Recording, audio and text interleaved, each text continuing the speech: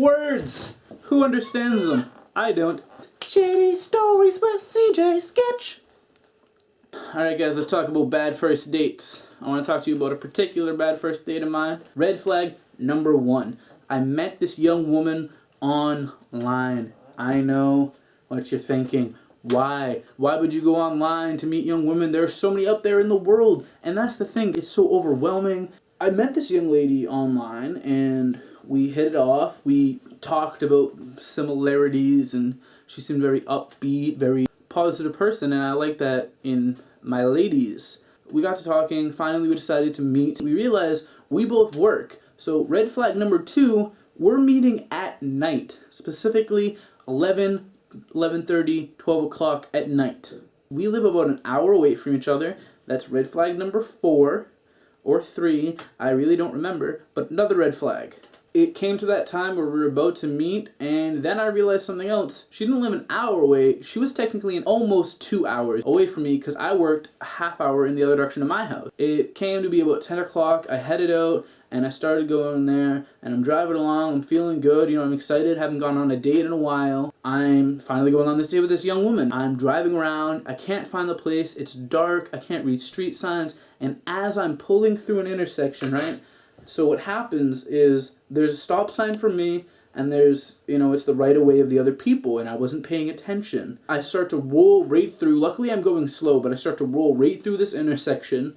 Another guy has the right of way. You know, he's not doing anything wrong. He comes right in and I almost hit him just like that, almost in the middle of his car. Would have easily caused a lot of body damage, would have been really bad.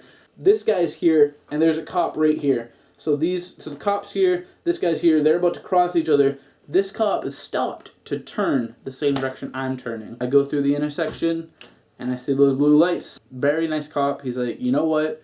I see you're not from the area. That's okay.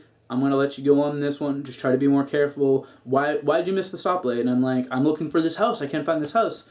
And he's very nice again. He's like, you're going the wrong direction. You've already passed it. Turn around. It's the, you know, the blah house.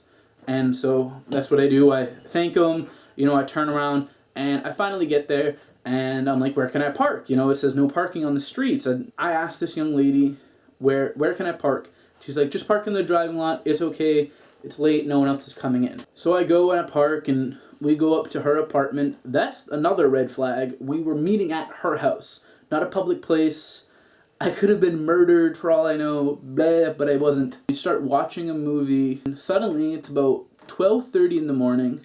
We see flashing yellow lights. And we're thinking, oh, some sucker's getting it, right? You know, go laugh at him. We get up, go to the window, and it's my car being towed.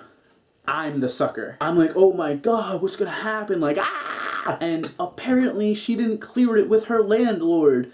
And, like, her landlord was coming in late. And her landlord wanted to park in his driveway. And I was very afraid of what was that, like, I would get in trouble with my parents and all this stuff. 12:30 at night. I don't know where I am. I don't know how I'm going to get home.